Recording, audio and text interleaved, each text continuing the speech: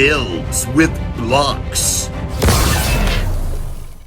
Welcome to Builds with Blocks, a show centered around the micro action figures and brick-based construction sets of the Halo universe. I'm your host, Colin Perkins, and I'm joined by Tom Fishenden. Hello there. Matt Salvatore. How we doing? Gabe Clem. Hey, guys. And once again, Kevin MCX from Mega. Hey, everyone. The votes have been cast, and a winner has been chosen for the first ever Mega Construx Halo Heroes fan vote. As you're most likely aware, Spartan Haunted beat out the likes of the Flood, Thrall Slayer, and the CQB. As a result, the Spartan Haunted will be included in the upcoming Halo Heroes Series 16, which will be available in the fall of 2022. Kevin, what do you think? Were people excited about this? How did it go? Well, I guess I should flip the question over to you guys. How did you like it? I mean, Oh boy. I could, on the Mega side, I think that it was a huge success. We didn't think we'd have that many votes. We weren't expecting, we weren't expecting. We knew the community would show up, but we weren't expecting, such engagement. So it was a really, really nice surprise. But I'm curious to know what you guys thought about it. Was it? Yeah, there was it up to you? almost 30,000 votes or something like that from what I saw, which is fantastic. So from my perspective, I loved seeing the engagement. I loved popping into the vote. I was on vacation during the vote, so I had to kind of scramble a little bit with the bad internet that I had at the time. But it's really fun keeping an eye on how things went. I was expecting a little more jostling though. The first day, things were kind of set, and there was I think maybe the spread happened a little bit further. But it seemed like the Flood fans and the Thrall Slayer fans just couldn't agree on which one they wanted, and so the Haunted took it. And by the way, I called it. He did call it. Yeah. He's never gonna let us forget that one. Yeah. Gabe, what were your thoughts? Well, it certainly wasn't what I was predicting. I was set on assuming that Flood was going to win, just because I think we all did. I'm sure Tom can relate to this. Like, I know what the old Mega Construx community would have gone for. Like, old Mega Construx community, Flood would have run over every other figure in competition. But I forget that. I mean, that was years ago, and there's so many new fans, and I think Haunted is more of it's like a flashy, it's a Haunted, it's a Spartan with a skull in it. Flood is like, okay, like it's Flood. But to someone like me or Tom or like older collectors, we're like, oh wow, we haven't gotten new Flood in years. That would be amazing. And with all of that said, if there was any Spartan that was going to be made that we haven't gotten before, Haunted is awesome. Like, I'm still happy that Haunted's coming. I just was shocked that Flood lost so badly. Like, well, they was weren't voting last, for Flood. They weren't last, but I mean, there was third, right? Did Thrall Slayer end up beating Flood? Yeah, you're right. Yeah. So I had voted for Flood the first 3 days, and then when I saw that Thrall Slayer was just it wasn't going to come up, I moved my votes over to Thrall Slayer to try and boost it, and Flood just kept falling behind, and Haunted kept gaining, and I was like, okay, this kind of seems set. So I mean, I kept pushing for Thrall Slayer, but for the record, I shifted my votes too, just to see what would happen. Your pity votes? I shifted over to Thrall Slayer because I'd be happy with that one as well. But it just kept falling behind a little bit. It stayed up there. And I was like, okay. So I mean, for all of the Haunted fans, I hope you all are happy. But I am excited to see the new Spartan when it's finished. I'm looking forward to that a lot. Well, and Kevin's here to talk about that a bit. We will, we'll go through our general what we've been up to. But then Kevin's here to take us through kind of the history of the micro action figure, which is going to be a fun conversation. We alluded to that in our previous conversation. Was that back in last November? Oof, it was a long time ago. And then we'll talk about what the process is to create the new figure, which will be a really fun and interesting conversation for people as well. Tom, anything else to add on reaction quick? I just think it was really cool seeing, like you were saying, Kevin, how much the community was embracing it. Because I can remember logging into the forums one day, and it was literally like I'd logged into a political campaigning page with so many people like, no, you have to vote for this one because... And there were people who were like, CQB fans, abandon it, vote for Flood, we need you. And I'm sure I actually saw the We Need You poster remade at one point with Mega Construx figures, which was so cool. Right. Matt, Team Thrall Slayer, how you feeling? Yeah, actually, I am kind of sad that the Thrall lost, but if you go back to our initial episode, I think I was also pretty set on the Haunted being a figure because of, I think both the Thrall and the Haunted had like a rarity factor within the lore and stuff like that I think would push them above the Flood. Sorry, Gabe. But I mean, you're right, obviously. But so I am super excited to see the whole process behind this, and I think, like Tom said, it was really, really awesome just seeing everyone like campaign for different figures. I think it was similar rhetoric too. It was like, why would you choose this one? We never will see this other one. It was that harsh, like, oh yeah, gotta pick this one. It's the only right choice. Yeah, right? It was a fan vote that has come out of 2020 for sure. Yeah, right. But it was really exciting. I think just the whole process. I think Evolved put out a couple of tweets like showing the stats every day.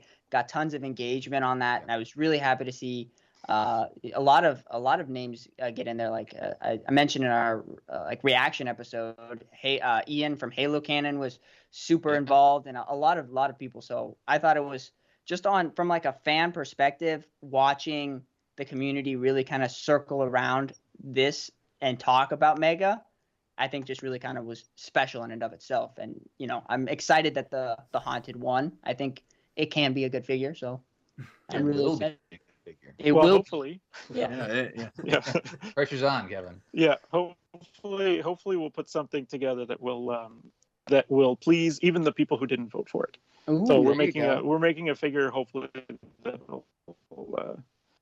will at least that most people will like. The People's Spartan. Yes, the People's Spartan. Yeah. There you go. Well, let's go around the horn real quick. It's been a while since we've all been on the show and just talk about what we've been up to. We'll end with Kevin since he's got some stuff in that background I want to talk about. Oh yeah. But why don't we, Tom? What have you been doing on the Mega front? Okay, so I am going to plug something that's not Evolved related quickly. I did my first Call of Duty Mega Construx review in about 5 years. Because I got the Call of Duty Warzone Squad pack, which was really awesome. And I also got my second Banished Banshee that I basically had a really stressful week at work. So I was like, I'm buying some Mega Construx. It's just happening. Yeah. He stress buys. He's a stress buyer, guys. Yeah, I am. And I also got, I've probably just disappeared from my camera completely. Yep. I got this little thing as well. Hey, the red one. Oh, I've still been looking for that guy. So yeah, really like this. Really like the little personal AI print that's in it. I think that's really cool. Yep. So yeah, that's me. Cool. I'll toss it to you, Matt. Actually, I got my Chopper Takedown. Yeah. Where'd you find that one? Actually, I got it at Target online. I had a pre-order going in Amazon for so long, and they kept pushing the date back. So I just abandoned it, and I got this, and it, so I actually got two. So I have, this is the unbuilt copy, and then I got the build one right here. Yeah. And I got to say, Mega upped its game from the last previous choppers. I really like it a lot, and I don't think a Brute has ever looked as good as Eshram. For sure. So he looks pretty awesome. And then I have really fallen off the bandwagon, and I've just gone full force into Masters of the Universe sets. And I may have not just bought Grayskull while we were talking. So I've got I think I have all the sets that are available now, and I Battle Bones, a bunch of stop motion with them. Battle Bones, baby. Yeah. So I have to say and this is my first, like, I don't own any Call of Duty figures or sets, and I've only ever bought from Mega Halo. So this was kind of like my first step into that pond. Okay. And, you know, it's really interesting the way Matt, and I don't want to turn this into the Masters of the Universe conversation, but it's the way the builds are, it's not like it's different from Halo. I mean, it's a different universe and everything like that, but it almost feels a little more experimental to me, like with the Panther has the fur. Oh yeah, So that's really intriguing, and so I'm really impressed with it, and I'm definitely gonna be buying all of them from now on. So right, love it. Gabe, how about you? Well, I think since all of us last recorded together, I did my first standalone video review on the channel. Yeah, of the Banished Chopper takedown. Chopper. I was Great super video, excited. by the way. Thank you. It was terrific. Yeah. Guys, Kevin watched it. So, yeah, I was super excited to make that video. One, because I've wanted to branch into YouTube content for a while now, and also I think at the time nobody else had gotten theirs yet. That was a pre-order from Amazon that randomly showed up one day, and it was you guys who were like, "Hey, you should review it." You cranked that thing out in a day. You got it. We're like, do a review, and you did it, and it was like 24 hours. Actually, less. It was amazing. The build was fantastic. The figures are perfect. I love Escharum so much. I was very impressed with how you all pulled off his armor, especially with those prongs coming off of his shoulders. That was very impressive. Like Tom, I also found the red micro helmet. So got myself my first, I guess this is, what is it, Hermes? The Kelly style armor. Yes. Yep. So I got my first figure of that. That's a super neat little build. I found a couple more Series 3 Halo Infinite blind bags. Oh, nice. The Halo series blind bags. Very happy about those. But outside of just regular collecting, I'm still working on figures. I finished recently with my partner. We made a Mega Construx style skewer rifle. Yeah, that looks good. I saw that. Paired that with awesome. a custom Mark 7. And I think it's big. It's like, oh yeah. I mean, it's tanky, but I was very excited about that collaboration with him. A lot of other people seem to like it as well. So we've got some cool stuff coming up soon that we thought up, and I'm really excited to make more stuff. Nice. Well, Halo Infinite's coming. It's getting here. So we're going to see all sorts of new stuff that you can create, which will be fun. I'll go real quick. I went through, and I think I'm done with my Halo 5 sets. I have to the floor over here waiting for our conversation, the best Halo 5 sets. I built that Spirit. Ooh, that Spirit. That Spirit's nice. And I have my Infinity right over here on the shelf. That was also a fun time. It's not on the floor anymore? No, I finally moved it. Yep. I had a whole bunch of other stuff, Transformers, on the shelf, so I moved them off. And now it has its own shelf. And it's got Sarah Palmer on it, too, because, I'm a There you go. Yep. So I'm excited for that. I was on vacation for a couple weeks. That's why Matt and Gabe took the helm on their kind of recap of the vote. Thanks for doing that, guys. And then I did grab a chopper that actually showed up from Amazon. I got my 2 from Amazon, so I built that. And yeah, I'm excited to talk about that more at a later date. I'll throw it to you, Kevin. It's been since the pandemic started, I think, that we chat, or maybe it was middle pandemic. I forget when we talked last. But what have you been up to lately? I guess we're interested to hear how things are going and how things are going from working from home. Things are going well. Right now, the team is finishing up the last design work on the fall 2022 line. Yeah. And handing off documentation, and we're getting ready to pass the baton to the production team so that they can set it up. Awesome. It's already started. With the new molds, new tools are being cut, and information starting to be shared. So. So 2022 will be wrapping up the next few weeks, I guess. We've already started having meetings on what 2023 is going to look like. Wow. And so that's what's been occupying my time quite a bit these last few weeks. So yeah, that's what's been keeping me busy. So real quick, and then I do want to talk about figure stuff. This is figure related. So we did the fan vote, and you're talking about you're wrapping up 2022. So is it going to be a little bit of a rush to get in the Haunted, to get that built into that line? The Halo Heroes series, we pushed that like schedule wise, like to the very edge of where we could, and still make the on shelf dates. Gotcha.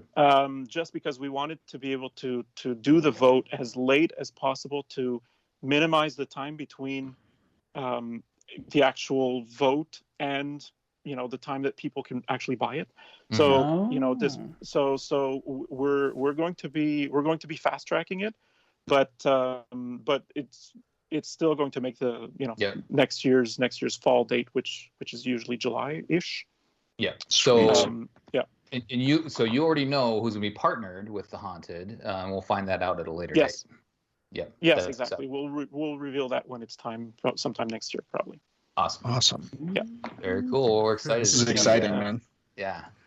To see who Spartan Haunted hangs out with. I keep forgetting though. Like I've been so focused on the Haunted, but he's coming with a whole other. Yeah, there's other figures with him too. Other figures, Four other figures in that series. Yeah. Yeah, that'll be fun. All right. Well, so as many of you know, Kevin is a lead product designer at Mega and has been working on the Halo products since they acquired the license. He and his team have taken the winner, are going to be taking that winner that we talked about, the Haunted, through the production process. And Kevin will talk about that a little bit later in the show. But what we wanted to do before that is we wanted to go back and look at kind of the history of the micro action figure. And I don't know how far back you can go, Kevin, if you can go back to the creation of like I don't know if it's 1.0 articulation, like with the Marvel stuff and all that. But we're very interested to hear kind of about the history of, the micro action figure, what sets it apart from the other brands, right? And kind of that process. So, take it away from there. Sure. All right. So the start of the micro action figure at Mega, really, I think it can start around 2005 with there was a line called Pirates at the time. Mm-hmm. And that, I don't know if anybody remembers that one. Yeah. It ran for a few years, but it actually introduced figures for the first time in construction anyway that had augmented articulation versus what was available on the market at the time. Right. So, when I mean augmented, it means, there were ball joints in the shoulders, on the neck, on the hips. The elbows bent, the hands could turn, and the knees could bend. And so there was a lot of that stuff, or those learnings design-wise, that we applied when we got to Halo a few years later. So before you go that far though, I'm interested. Yeah. So what was that figure before? I don't think I go further back, or was that the very first figure you created? Was it for the Pirates line? No, there was we had figures before that. They were a little bit more closely related to what was on the market at the time. Sure. So a lot less, they had just the standard articulation. The neck could turn. We had like a good example would be like the old Dragons line. The legs could move individually. The shoulders could move. The hands didn't swivel, and the head could swivel only side to side. So it's basically just 5 points, 5 points of articulation. So the Pirates really ratcheted it up a notch because of the knees, the elbows, and the integration of the ball joints. Gotcha. So Pirates had that articulation. And then was that Alien Agency one, Tom? Yes. That had the same articulation? I was sat here like Alien Agency is my OG. I actually, Kevin, after we last spoke, I was able to, and I'm sorry, I'm going off track for a second. I got the factory set in box in the original Mega Brands factory seal box as well. And I opened that and was just looking through the old catalogue that came with it, with all of the old brands. Like, this is nostalgia for me right here. Oh yeah, right. Yeah. That was a great line. It had the clay and the molds and to build the aliens. Yeah. And then so Marvel, and then Marvel had that as well. Exactly. Right? So Marvel sort of Marvel, if I recall correctly, used the Halo model. So we had already evolved we had already evolved the figure from the pirates to the Halo articulation at the time when we brought in Marvel. So what happened was, so we started with pirates. We took that when we built the first Halo figures, but I remember we sat down as a team and we talked to the digital sculptors and said, okay, so how do we take, how do we improve some of the proportions, first of all, because there were some, we could improve on that. And then, how do we add even more articulation to create the Halo figures? So I remember we added the hip articulation, added the hole in the back, which has become a standard part of all our figures now. But at the time, it was new for Halo. But if you take a look at the old figures, the ones that are built like this, but smaller. What reaction? That's a mega. It's a mega micro. That's figure. awesome. I want one. These guys, actually, the first ones, until we changed to the super articulation, they reused parts from the old Pirates figures. The hands and the hip connector are the same parts that continued since the very beginning. Wow. Interesting. So real quick, though, the Genesis was really that line. I want to ask a little bit of, so you wanted to do the newer articulation, I guess the first iteration on the enhanced articulation, to set yourselves apart from other brands, right? Exactly. And then you continued that, but do you remember with the initial reception to that? I would imagine it would have been positive, but do you remember kind of what fans were saying about it, or just internally? You probably can't talk about sales, but were things going in a positive direction, I would imagine, to keep going down that path? Well, the Halo line did very well when it launched. Yeah. And the thing is that it was a bit of a different time in 2009. There wasn't the instant, social media was still a couple of years away. So we saw some fan reaction online through a couple of forums at the time. But the sales, I think, were phenomenal. So obviously something resonated with fans, and so it allowed us to, the first year we had just the Mark IV Spartan, we had the elite, the regular elite from Halo Wars, the Grunt, and we did a Flame Marine at the time. Yeah. Those were the only figures that were in the first series. But the success of the line actually allowed us to expand and to bring in figures from previous Halo titles as well. So a year or two later, 2010, 2011, we started seeing CQB and Hayabusa and all these other figures being added, the Brutes and the Marines and all that stuff too. So, and you were doing blind bags at the time too, and you were doing blind bags from the previous, or from the other licenses as well, right? So that was a thing that you saw sell positively for other brands, and you brought into Halo, right? Exactly. Yeah, exactly. Very cool. The blind bags for Halo were set up in the second year, and exactly. So it was definitely something that caught fire the second we released the first series. It was really, really popular. Yeah. Yeah. Good. Yeah. People were still tracking those down. Yeah. Oh yeah. I've spent so much money. Oh my god, so much money. But then, after that, what happened was that in Call of Duty, when we introduced that line, that upped the ante even more, because now all of a sudden, some of the ball joints in the figures were replaced with pins, which allowed for more dynamic posing, especially on the elbows. So there's no old articulation Call of Duty. There's only new articulation Call of Duty? Exactly. So gotcha. So you introduced it with that. And then that caught fire. So and at that point, Halo had been around for 4 or 5 years, and we figured, fans have been reacting positively to Call of Duty. Let's do this for Halo as well. Yeah. And that's how that came about. So we started from the Call of Duty figure and what we'd learned on that, and we applied it to Halo.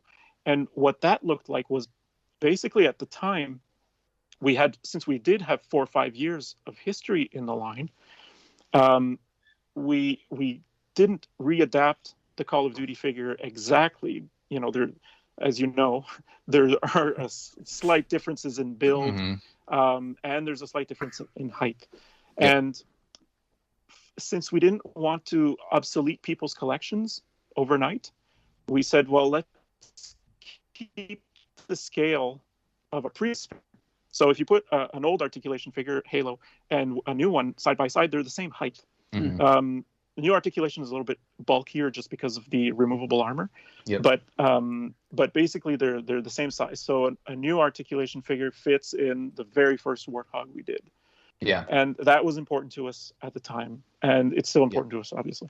So so that's how that came about. And the removable armor came alongside the new Articulation too, right? Yeah, well, that's actually something that was also part of the Call of Duty learnings, because Call of Duty have the removable vest and everything. For Halo, we developed the front and back aspect, so that the Spartans, the armor comes apart in the middle, whereas Call of Duty and like Halo Marines have vests that just snap over top of the head. But it's it's really very much another iteration on learnings that we did throughout, like starting from Pirates and then Call of Duty and then May I ask, what was the first like 2.0 figure that Mega produced in box? Was it the Master Chief in the broadsword? That's a very good question. We actually, the first season that we introduced the new Articulation, we rebooted like all of the UNSC at once. Yeah. So it'd be tough to say which figure was first. Because it came out with a full line, right? So because the whole line, exactly. Right. It was line. It was a pretty hefty line at the time. So I remember there was I believe the rookie. Was that the right year? Yeah. Or was it Emil on the Mongoose? Yeah. Yeah. So there were some ODSTs that with the shark that were some. It was like almost like a transition where they carried through with the shark, and that was kind of cool. Yeah. And it was timed also. We were still very close to Halo 5, so there was a bunch of Halo 5 armors in there. I remember the Oceanic. We did some members of Majestic as well. So Scout, the Recruit, and all those wonderful armors as well. So the size or the number of armors that we had to redesign or to adapt that season was enormous. I mean, we're talking hundreds and hundreds of new molds that we created that year to be able to evolve just the UNSC side. And the Covenant at the time, it was the Covenant. It was that also came out, but we pulsed it out. So we did the Elites next, I think the following year, and then the Brutes and the Jackals and the Grunts somewhere along in there as well. Mini Grunts. Yeah, the Mini Grunts became bigger Grunts. Have there been 3 molds? There been 3 molds for the Grunt? Yeah. There was the Minis. There was the Mini. Yep. And then I think there were 3. And there's a little bigger, and then the new Articulation. The wrists, isn't there? And then the full Articulation. Yeah. The grunts are like a perfect example to see how amazing how it's like completely been fine-tuned to what we have now. Like I still have some of my little mini grunts and I'm super nostalgic about them, but they're the new ones are leagues better. It's the big amazing. Ones are scaled fairly appropriately too. I mean they're bigger than people give them credit for. Well, yeah, exactly. Well, on the scale charts, a Grunt is actually the same height as a Marine, but except much wider, much bulkier. Yeah. So, we get the impression they're tiny because we're always playing as Master Chief. But if you're a regular human next to a Grunt, I don't want to meet a Grunt in an alleyway somewhere. I remember going to Halo Outpost Discovery, and they have a big wall there with all the sizes of the Covenant like hunters, elites, and brutes and things. I walked up to a grunt, and I don't think I could fight one. There's no way.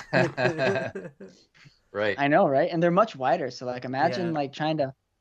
That's crazy. I mean, he could just punch me in the face. I'm gone. There's no way. That's pretty scary that a grunt's that big. I can only imagine what a hunter looks like. Like. Oh. Jeez. Or brute, man. I mean, yeah. Oh yeah. Crazy. Yeah. Well, and that's the fun thing though about like the hunters. So can you talk about hunters in general? They're kind of fall outside of this a bit, but they're the big boys of the line, right? So can you talk about the process of coming up with those guys? Yeah, sure. Well, the first ones we did were I think for the second series of Halo. So we designed them along the Halo Wars aesthetic. Yeah. And they came out I think in 2010 if memory serves. With the Wolverines. With the Wolverine, exactly. Yeah. And still only one per set at the time. Yeah. I bought two. And yeah, so that's one of the ones that like the smaller figures that had a version 1 articulation with the ball joints on the hips and the shoulders, but that they innovated in their own way because we had the spikes on the back that were completely removable and that were separate pieces, and then when it was time, when we got through evolving all of the other Covenant races to new articulation, and we said, well, now's the time to do the Hunter, and I think the first one was with the Wasp, the Halo 5 Wasp, right? Yeah. And so that was like from scratch. We're not reusing anything except the spikes in the back. Actually, we did reuse those parts. Okay. Yeah. But the rest of the figure we put aside, and it was a from scratch design job. Yeah. Yeah. And there's so many different molds. It's crazy. Yeah, the ones everybody loves. When the first photos of the Wasp set came onto Facebook, I remember being in multiple Facebook groups and everyone just collectively exploded. We were just like, oh my god, they actually did it. They made a new Hunter, and I got one, and he was massive, and I was like, this is the best thing they've ever made. And then they included it in Heroes. The Revenant Hunter. Yeah. How close? I remember that too. That was a crazy conversation that we had as the design team, because hunters are, because of the scale, they cost a little bit more to put in the line, but we want to make sure that we use them in the right places and keep them a little bit special. And plus, I mean, it's not something that you run into in the game, right, all that often. So having a fewer in the line, I think, just increases the fact that when you do get one in the set, it's all that much more special and meaningful. But was it Halo series? Was it Hero Series 11 that they showed 11. Up in? Mm-hmm. Yeah. We said, okay, so how do we do something? That's the last one, Matt. Cool. One. Yeah. I got two. They're still in the box. How do we do something cool that's going to make people just say, "Oh shoot"? They didn't really just do that. Yeah. And so we said, well, why don't we put a Hunter, on a Halo Heroes card? And it was some interesting jostling to make it fit on the card, first of all, but also in the case pack. And budget wise, but we're super. I think everybody was super jazzed that we were able to pull it off. Yeah. How close is it to actual scale? Do you know? During those conversations, like when you go a Spartan against the Hunter, I mean, it looks good, but is it pretty close to what's in universe? I think within the realm of buildable figures or buildable or construction toy figures, I think we're pretty close to.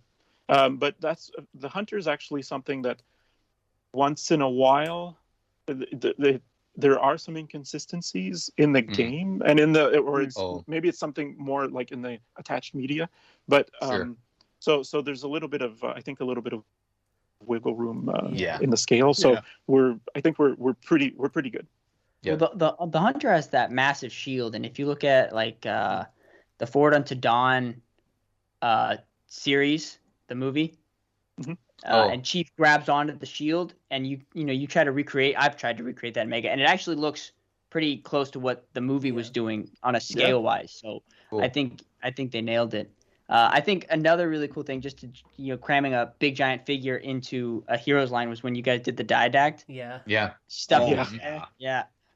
I was really impressed with that. I'm like, oh, they actually put the didact in a heroes thing, and I thought that was really cool. Yeah.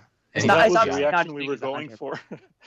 That was the reaction we were going for. We wanted to do 10 for 10, right? It was Series 10, 10th anniversary of Halo Mega Construx. And so we wanted 10 characters, and then when we got to the 9th or 10th, we said, well, let's put something that'll make fans really smile when they see when they see well, the opportunity to get the didact if you didn't get the broadsword set too, which is really cool. I wanted to ask about the Assassin's Creed line, because obviously that was the prelude to then doing removable helmets on the current Marines. So how did that then iterate into going from doing removable armor to then also removable headgear as well? Well, the headgear is actually something that we'd been kicking around for a little while. It's and we'd had we did quite a few meetings as a team with the Call of Duty team as well to see how we could standardize headgear and see for fans to be able to interchange as many accessories as possible, basically. And headgear is one of the things that came up. And since we did have experience with the Assassin's Creed line, with the removable hats and helmets and hair, we figured the Marines are something that are super doable for sure. To be able to upgrade them, and it is the Marines are sort of an extension also of what we've been doing with the Elites and the Brutes for a little while as well. When those transitioned to new articulation, they had right away the removable helmets. So the Marines sort of went through an extra step of having fully molded heads, and then now we're as we go, we're evolving them all towards removable helmets. So in the future, and I don't think this is much of a spoiler, but spoiler alert just in case, as we continue to introduce new types of Marines, we've done so for like Halo CE now and Halo Infinite. But in the future, when Halo 3 Marines pop up, or Halo Wars Marines, just whatever, chances are they'll have a removable helmet. Love it. Yeah. Very cool. So I'm not saying when and if they're coming, but chances are they will. Awesome. So I have one question, because I feel like maybe it was addressed in the forums and all that other stuff, but just kind of back to the Heroes line. So it's figures adjacent, but the base plates changed from the Heroes lines, right? From that little triangle to the square. What was the decision process to make that change? There were a couple of different things. There was we wanted to simplify the blisters on the packaging to make the blisters and the overall packaging more sustainable. And so removing some parts from the blister, or from the overall packaging, helped in that instance. But from the design side, those first stands were not designed for use with figures initially. They were designed as a building part, as an angle part on another, on a building set. And posing figures when posts aren't lined up in a straight line but are in a diagonal is tricky. And there was the rod in the back that could give dynamic posing, and that could maybe help out a little bit on that aspect. But we figured on the design side, what if we used a part that was a little bit more simple and intuitive for people to snap the figures on? And that meant having a part with 6 posts, 2x3 basically space, so that you could line up your feet either on one row, or you can even spread them out, put one foot in the front and one in the back, and it still works. But it was really just a simplification overall as far as the stands. Well, I'm sure that was a bit of a challenge for the blue team and the Cyrus, because you had those little cool stands, but then you're like, but we have to kind of like make them angled. I'm sure all of the fans, as they try to like group their heroes together or their fire teams and things like that, those angles are, the plates are cool, but then that angle does become a problem. So you can't line I feel them like up on a shelf either. Oh, right. Sorry. You can't line them up on a shelf, and that was something that we noticed as well. You sort of had to, put the stand sideways, which is not intuitive either, and then you line up like the edges, not the edges, but the edges, not the sides of the block instead of. So it was. I think it was just to simplify all of that, all that together, and you can fasten a bunch of the new ones together as well, just using a plate underneath. I think what I ended up doing with that is I think at the time I had like a table where I had put all my stuff, and I just put it in the center so I could see it from all angles as I walked around the table. Yep. So it's just kind of more like a center piece, which was nice too. But I get what you're saying about the shelf. Cool. Anything else you guys want to chat about? Just evolution of the micro action figure. We still want to dive into the creation of the Haunted.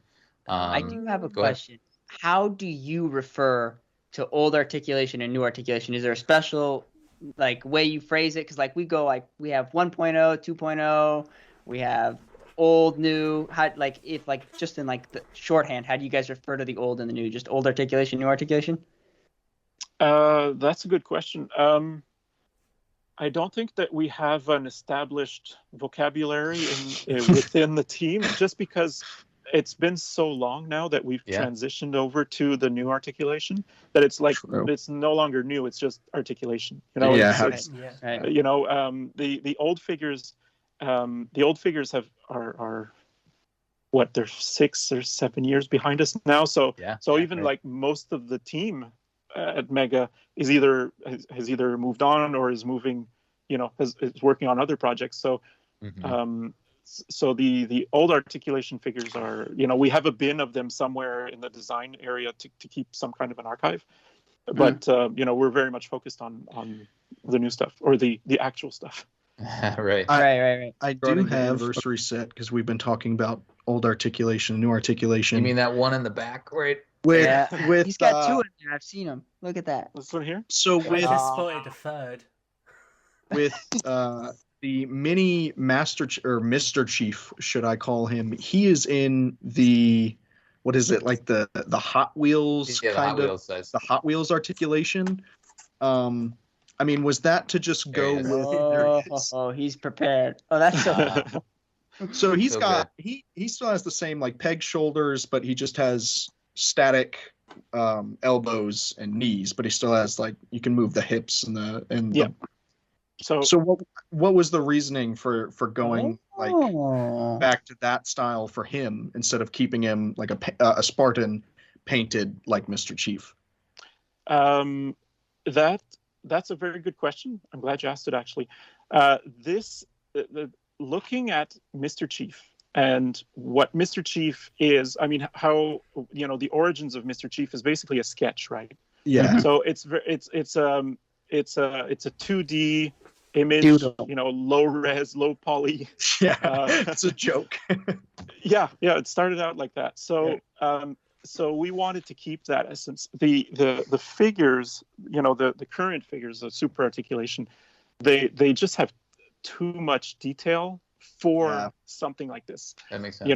So we really wanted to keep that round, chibi, super deformed, and the Hot Wheels figures actually work. We felt worked really well because they're just very plain.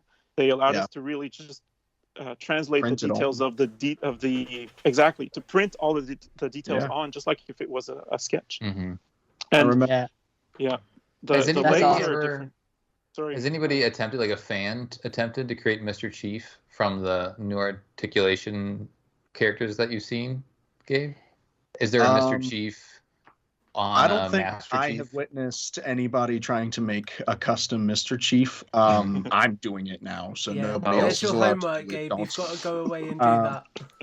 Well, my second question attached to that was, like, do you remember the response you got when Mr. Chief was revealed alongside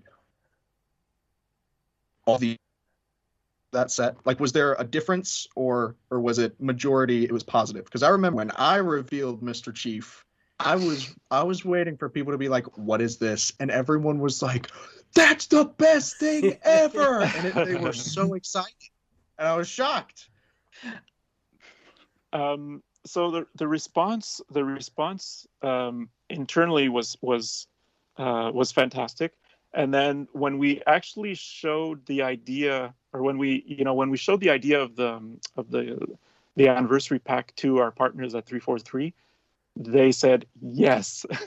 We weren't that Mr. Chief was like the question. Would we be able to do it? Would they want us to do it? Would it be an issue? Anywhere along the line?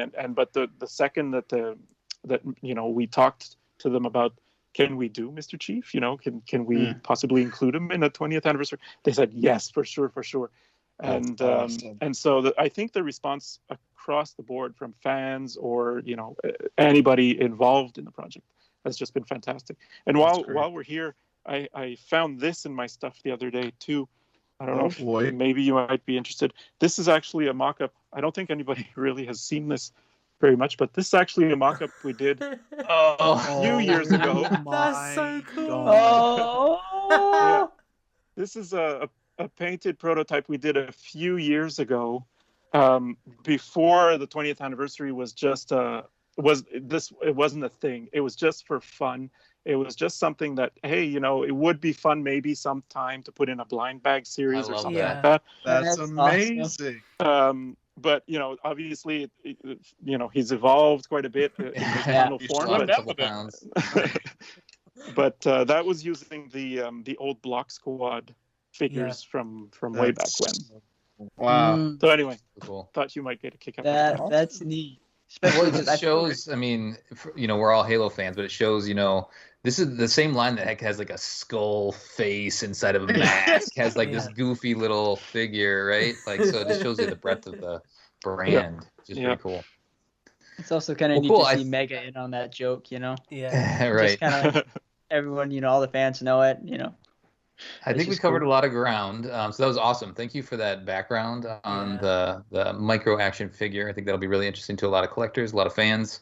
Why don't we dive into the plans for the Spartan Haunted? I want to hand this over to our figure expert, Gabe, to help lead that conversation as he creates his own custom figures, and Kevin's in that same business. And I want to hear how that happens from the the larger standpoint, right? That Mega creates their figures. So, Gabe, why don't you take it from here? All right.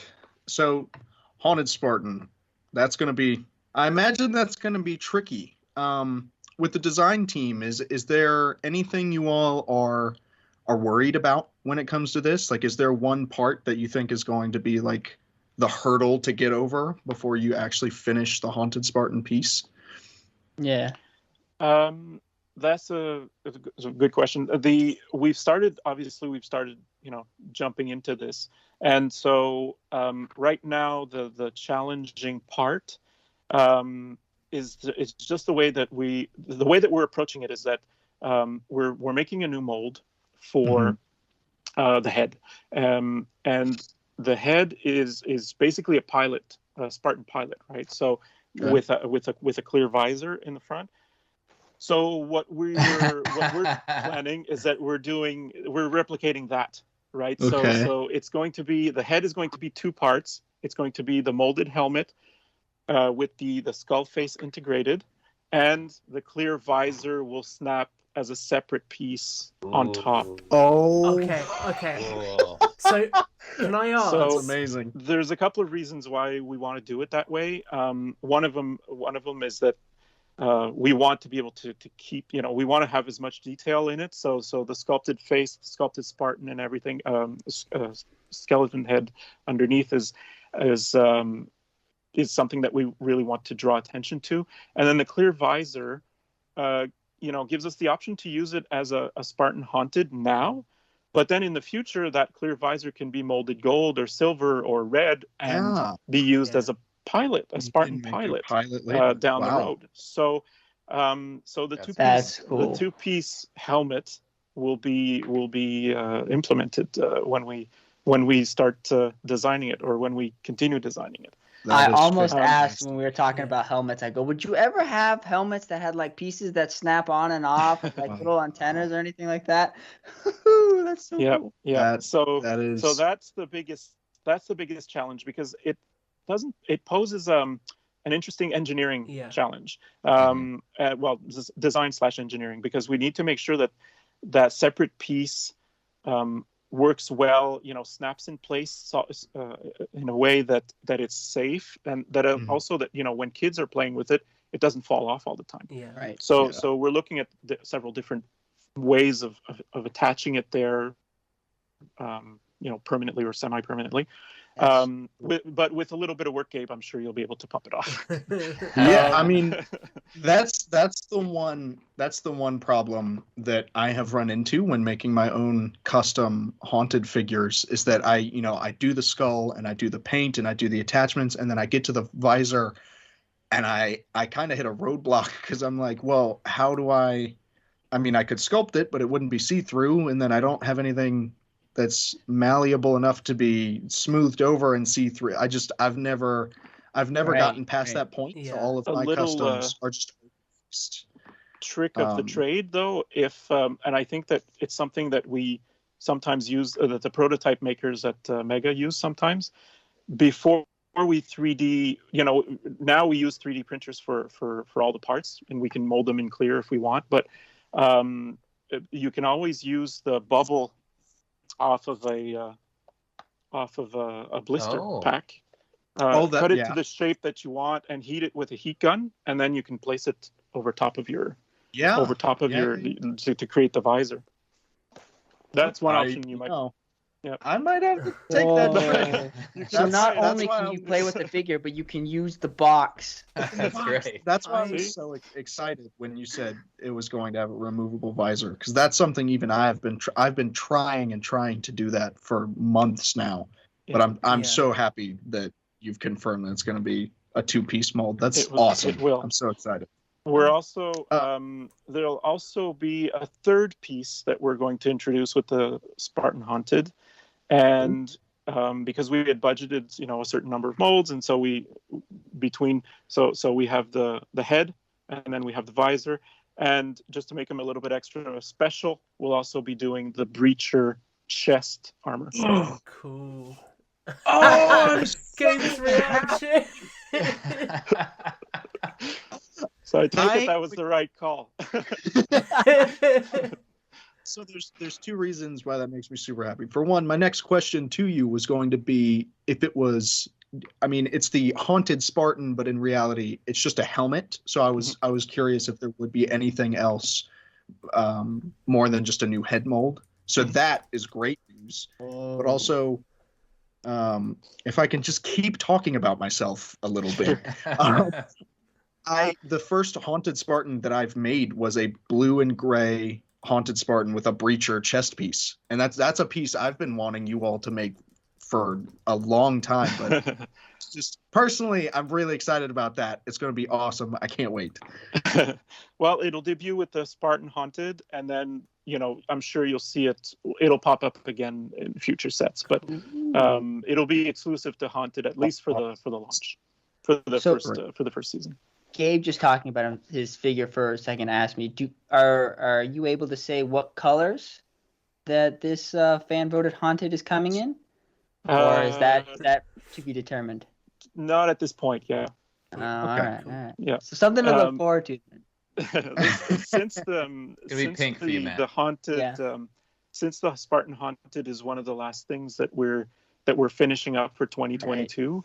Right. He's only once in the line, right? He's only in the fan vote Halo Heroes for fall 22, and then we'll try to release different colors in the future, but for now he'll be just in that one spot for 2022. I wanted to come back to the visor quickly, just because my brain instantly made connections there. So will that be taking learnings from the figure you did from Call of Duty Advanced Warfare, where that had the little visor that popped off the front? Because obviously that was a really small piece. Yeah. Yes, absolutely. It's Cool. one of the inspirations that we had was that figure. Cool. There's the little scuba, the scuba diver, wasn't it? Yeah. I can put. Yeah. I'll get some photos for you to include, Matt. A hazmat trooper, I think, or something like that. Cool. Interesting side note: the designer that, or one of the designers that's working on Spartan Haunted, he transitioned over from the Call of Duty team. So when we were talking about doing a two-piece head with the visor, that's the first thing he went to is, hey, we've done that before. We know how to do this. Right. That experience was very helpful. I get experience. Yeah. That's cool. Well, so speaking of designers, that leads perfectly into my next question. Can you give us any idea about what the first step of designing the Haunted, I guess I should say, was or will be, depending how far you are in the process? How do you start with a new helmet, especially something so complex as, like you've already said, it's two pieces and it has a skull on the inside? Yeah. So we start the first process is really we look at the figure and we say, okay, so what are the new parts that we need? So obviously, in this case, the helmet, we decided to go with the visor, and we're adding the breacher chest piece. But so once we know that, then it's okay. So what are the other existing pieces that we have that have to go around? What are we using to go around those pieces? What are we surrounding those new pieces with? Now in this case, it's a reach Spartan, pretty a multiplayer Spartan. So some of those pieces are pretty simple to digest or to decide on. But we have a bank of existing parts for Reach, so we'll take a look at which ones, which boots we want to use, and which shoulder pads we want to use, et cetera, et cetera. So what we do is we'll sketch it out, or we'll use existing assets that we can find and say, okay, well, these are the new parts, and these are the existing parts, and then point the existing parts with existing part numbers, just so that we create some kind of a document to start us off, so that everybody's sort of on the same page as to what are the parts we're using, and which ones are new. So, and then during that same step, we also usually start receiving official assets from our partners at 343, and so then we have some good views of the front, the side, and the back of the helmet and everything else like that. Then what happens is that once we've figured out pretty much what we're using as far as parts, which and we have some good assets, we'll transfer that over to the digital sculpting team, and they're going to they'll get to work right away on the new parts.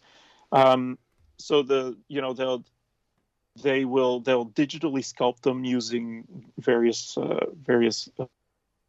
programs, and with input from the design team continually, because they'll do a pass, they'll show us, we'll say, well, raise the nose or widen the ears or whatever it is.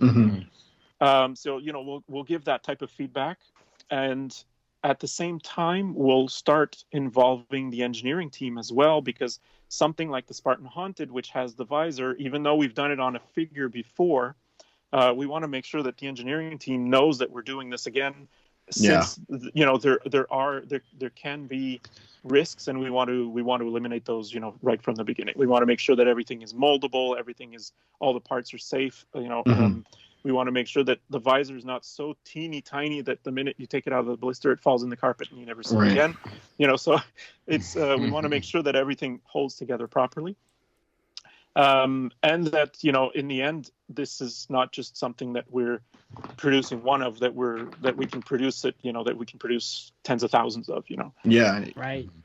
And then once the digital sculpting phase is finished, and that's usually the How long? longest phase. Yeah, how long does that usually take? take? Several weeks, because well, only because there'll be other stuff on the plate at the same time. So Sure. the sculpting team is 5 people, but they also they take care of Halo and Masters of Universe and Pokemon and preschool and Very everybody busy. else.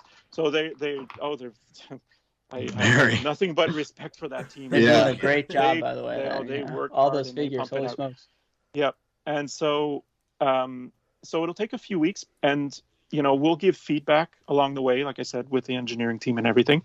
And then, but once that stage is done, and we're all reasonably happy with what it looks like on the computer screen, then we go to the 3D printing phase.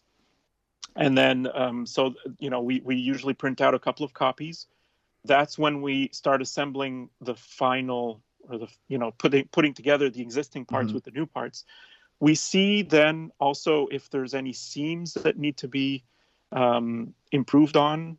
For example, where the front and back shoulder armor fits, or chest armor fits, I should say. Make sure that everything works well together, like we were expecting it to work. Sometimes we get to that phase and we realize maybe the head is 5% too big or 5% too small. Right. It doesn't, necessarily clear the shoulder armor around the neck, and then all of a sudden the articulation is not useful anymore. So okay, tweak the shapes around or the size of the head overall to make it work. We also line up the new sculpt with all of the existing sculpts to make sure that those proportions aren't off, that we don't have a Spartan head that's this size and the other one's this size, and the sizes pretty much line up. And so on, and then all of the final adjustments are made at that stage. And then the design continues with okay, so we have the new parts, we like them. We submit them to the licensor, but at the same time for their approval. But at the same time, also we're coloring the model. So we'll take the new parts and then we'll assemble them in our 3D program, and we'll start applying color and decos to the figure and figuring out so how there's much. no color up until this point at all. No, exactly. Okay. Sometimes it starts with the end part of the sculpting phase. We'll use preliminary parts once in a while to get to keep the ball rolling seamlessly, but for the most part, it starts pretty much when the parts are final. So and this is, it can be applied to the Haunted, but this is a personal curiosity, being a painter and a sculptor. How will details be applied to a figure after the main molding is done? Like, how do you get small paint apps on it? Is there just a big stamp machine that puts colors on there? Yeah, it depends on what type of detail you're looking at. If washes or weatherings is different, but certain painting details are done using a paint mask. So it's basically just you take a figure, and then like the hair for the pilot, for instance, that's a paint mask. So they'll take the part and it'll go in a big clamp, and everything that's not to be painted is hidden, and everything that has to be painted is visible. And then they'll just go, they'll just apply the paint that way. And so that's something, that's reproducible, and that you can produce multiple units per minute, basically. Yeah. So that's one way. And then the other way that we use a lot is it's a process called pad printing, where you're basically taking, your figure or part of your figure, putting it in a jig of some kind, and you do have like a big with a sound effect like that, exactly. And you're stamping, So all the Spartan skins or the coatings that we do usually are done like that. That's what I had assumed for a long time, but that's awesome to know. Yeah. There's a bunch of YouTube, not tutorials, but lessons, I guess, that how-tos on YouTube that you can find about those processes. With the stamping now, with the new articulation and the armor pieces that come off, are the armor pieces all stamped individually, or is it the figure's done, assembled, and then it's stamped? Because sometimes he's disassembled in the bag. Yeah, it's a case by case. It really is a case by case. It really depends on what type of pattern we're going with. Sometimes it's complete figures, and sometimes it really is individual pieces. Really? And sometimes it's a combination of pieces. If you take a look, trying to find a good example, but sometimes when, like on a building set, if you have two pieces that go together that have to have a coherent pattern along the way, or, that we're printing, those are actually put together inside the Oh, wow. and stamped. Super cool. Just so that everything lines up. Exactly. Nice. And then it's a way of ensuring quality. I was just going to ask if you did the sculpting. Do you do those initial, I don't know, lab work on a 3D printer, just that you guys have available, or I guess how is that process done when you're kind of iterating before you're kind of sending it to mass production?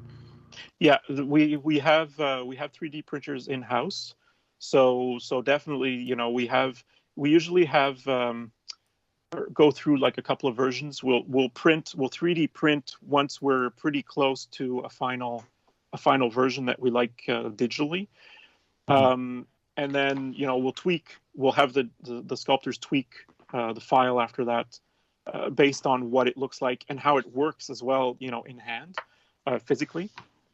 And then we'll print out a final version. And the final version, we can print anywhere between, 6, 10, 12, 20, whatever number we need, because usually, we'll need some to keep in house to do validations and to keep with like the master prototype model. But we'll also 3D print a bunch for trade shows and events and stuff like that where prototypes are needed. And so, Cool. those head off to the prototype shop. They get painted in the real colors and everything, and shipped out for events. Great. That's cool. That's awesome. Yeah. All right. So design process, good to go. Understood. How do you take something with that much detail? And I guess in the Haunted's case, you've got a removal, or you will hopefully have a removable visor. You have a helmet. How do you take all of that and you transfer it into, mass productions by the thousands? How does that process go from like, okay, you built the figure, now we produce it for thousands of people? Yeah.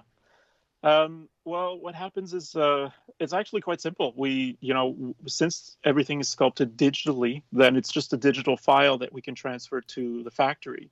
Mm-hmm. And they'll start, based on that, they'll start cutting steel to create the new molds.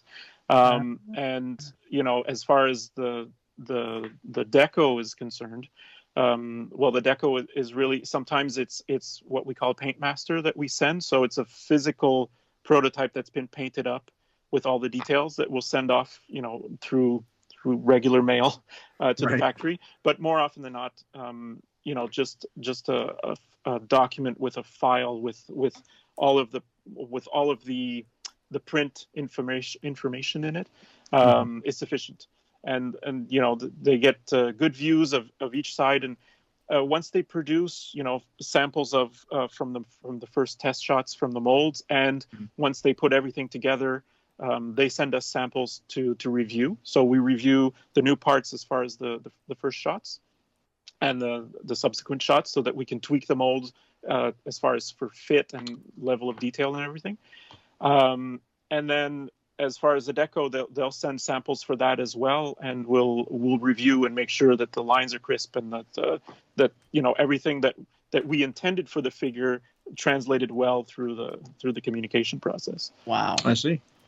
Awesome. Yeah. How long does that process take? Like, is that the longest part of the deal? Yeah, the design phase, if we're talking a 6 to 8 month cycle, the actual design phase is probably half of that, and then the production ramp up and everything else is another several months. And there's a bunch of samples and that we receive, and a bunch of checks and verifications that we have to do along the way. So that's why we end up with stuff like this at home, where we can look at and say, okay, well, not just the figures and the deco, but the box, the packaging, the blister, and the the graphics and everything else. We can review before they start the machines for real and really start pumping them out. Yeah. I gotta say, I always knew that so much detail. Actually, we see the finished product, and it's amazing. As you see the finished product, you go, oh, a lot of time and love went into this, but it sounds so tedious and stressful. I'd be like, gotta make sure it's all. I don't know if I could do it. It sounds like, especially, Gabe makes amazing figures on one at a time, but I just can't imagine planning and doing it for such a huge scale. To me, and I know you said that was just a file, but they must be some very, very sophisticated machines that they have that do all the printing and all the stamping. That just blows my mind. Visiting the factory is always something that's quite special, because it's like you said, it's a unique experience when you go for the first time. And I think I visited the factory in Montreal several times, and every time it blows my mind. Just you walk by the molding machines, and every 10-15 seconds it spits out 60 blocks or whatever it is. That would be amazing. It's magical every time. So. And you said cutting steel. So is there a mold? Oh, okay. I was gonna say, is there a mold? Is there a mold for every? Does the first mold exist, or are those thrown away and recycled eventually? I'm sorry. So, could you go back, just theoretically? Could you go back and create one of the first Halo figures? Does that capability still exist, or is that stuff all kind of recycled, reused after the manufacturing is done? Since for a building or a construction toy company, it's important we maintain the molds. We keep them around as much as we can, because we do figures is one thing, but just the regular blocks is another thing. We do reuse a lot. It's the basis, right? So theoretically, we could go back and say we can reprint some of the earliest figures. It really there is a regular cycle of if we haven't used certain parts for a certain while, then we do start questioning, do we still need it? And so probably the earliest figures, I don't know if those molds still exist. Sure. That's a very good question that I'd have to look into. But theoretically, figures that are still part of the bank, like all the super articulated figures, the molds still exist for sure, because there's always the chance that we can bring them back. We might use Spartan Oceanic, for instance, in an upcoming series. Probably won't, but I'm just saying we could.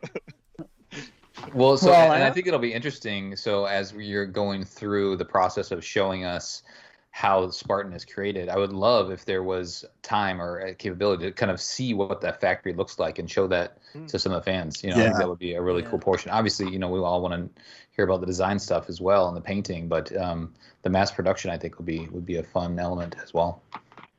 Yes, cool. I was thinking about that. Get some video of them being printed would be so neat, just to kind of see BTS footage. Yeah, that'd be awesome. That's so neat to the whole process. It just gives me an added layer of appreciation to just how much is I just every little detail that you guys scrubbed through is just amazing. It's big.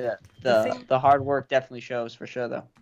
Something that struck me as well, I've been sat messing around with this little COD figure the whole time since I grabbed it, and it's the fact that obviously you do all of that sculpting as well, and then you think about the things like the accessories that clip onto figures that have the peg system, the weapons they use, all of that stuff has to be considered for just that one figure, and then this figure has to so be able to move. Things.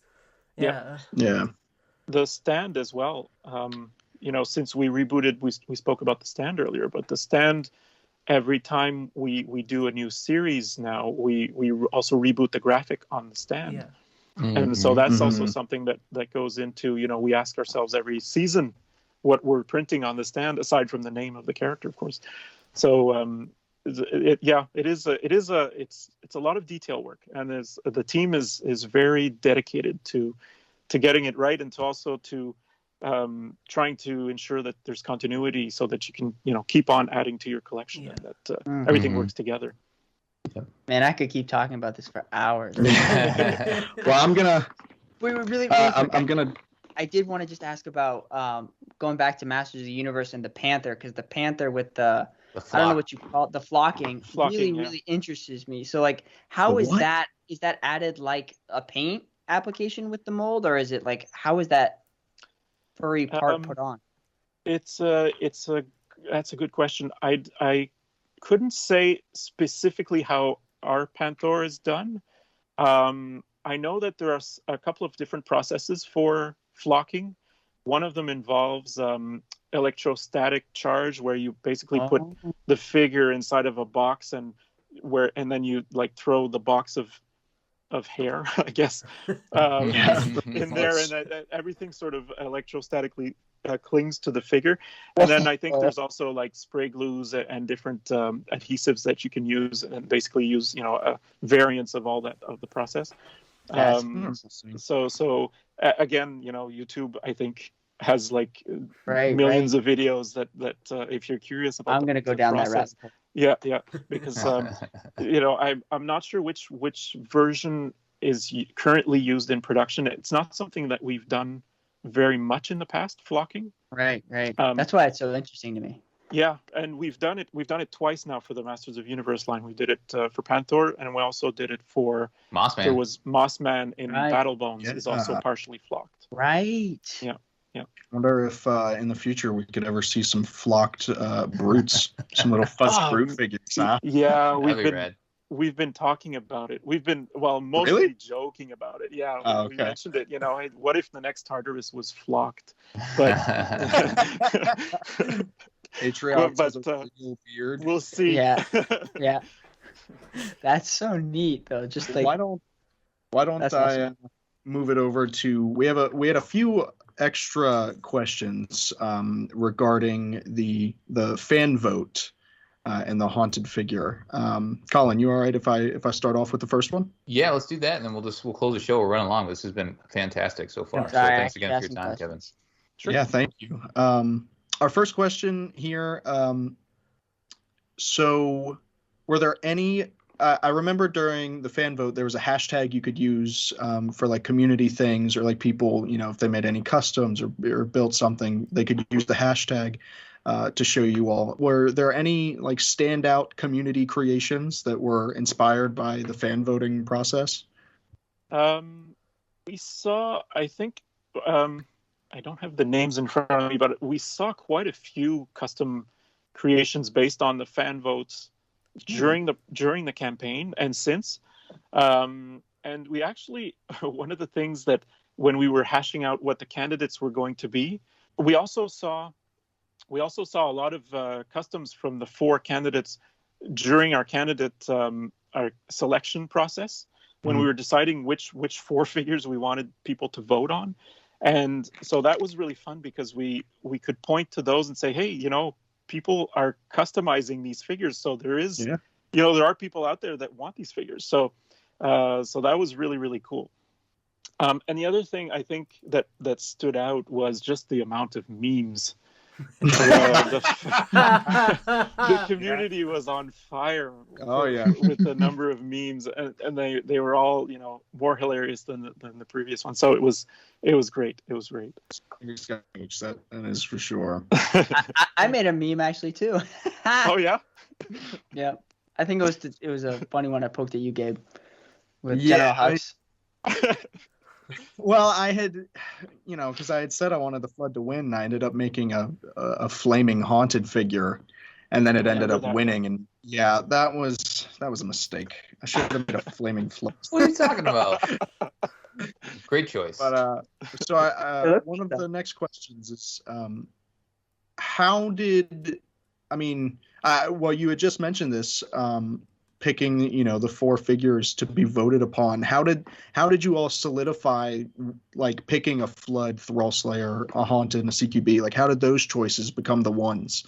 Yeah, that was we went back and forth. We talked about it as a team to see.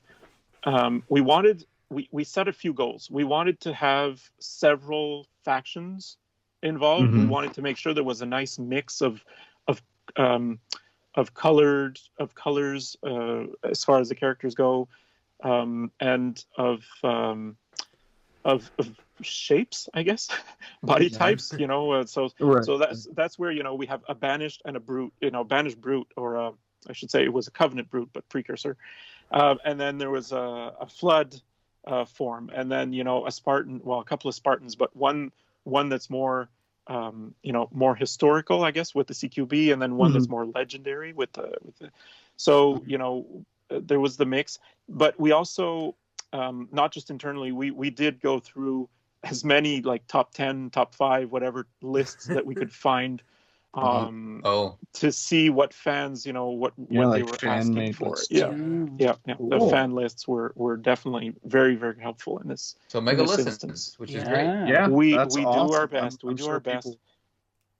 In the comments, guys, comment what would you like to see in a possible future fan vote. Oh, yeah, I think that's a good opportunity to ask. So if anybody wants to comment a choice for a figure, we'll take a read as to what. Thrall Slayer. Yeah. The way I pictured this fan vote was like each designer was like, as they were picking the line, they're like, oh no, I want this one, I want this one, I want this, and they're like, well, and you guys couldn't decide, and you're like, we know what, we'll put it to a vote. Right. So outside of those 4, were there any? You said you looked at lists. Were there any runners up? I guess if those didn't make it in, were there any choices? Yep, there were. Can we know what those were?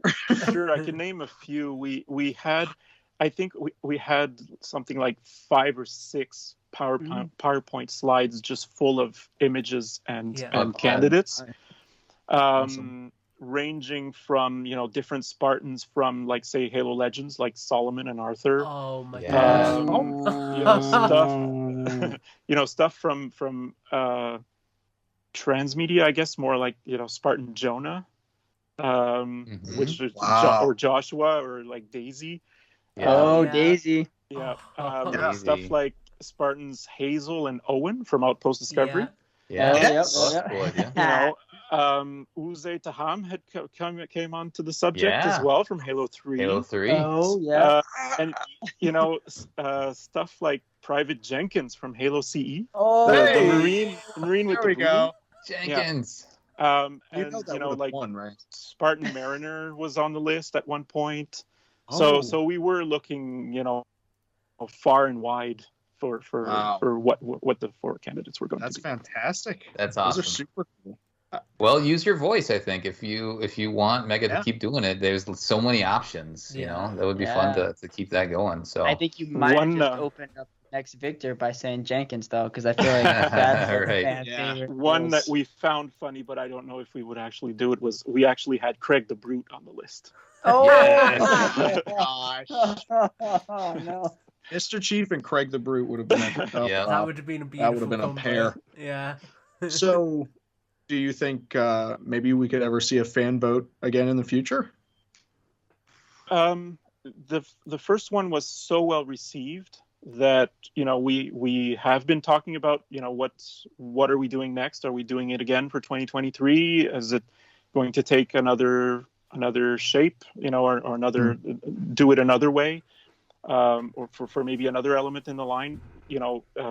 We'll see. We'll keep you informed. But for sure, the fact that the first one went so well, I think that it gives us arguments to be able to do it again in the future. Awesome. Wonderful. That'd be great. Super cool. Well, Colin, you Yeah. want to take over? Yeah, this has been great. Thanks again, Kevin, for your time. Again, super interesting conversation, and thanks for being open to the questions as well. Sometimes I know can they tell us this? And sometimes you can, so we gotta ask. So this has been great. Anything you want to talk about before we close the show, Kevin? Halo Infinite or anything else? No, I think we've covered most of what we wanted to talk about. Like I said, if we do decide to do a future fan vote, feel free to comment in the comment section what you guys would like to see, and we'll certainly read all of the comments. Awesome. Yeah. So good to hear that you guys do listen to the fans. It's been great. So thanks again for your time. That will do it for our show. If you like the show, feel free to support Podcast Evolved on Patreon. Until next time, evolved. Evolved.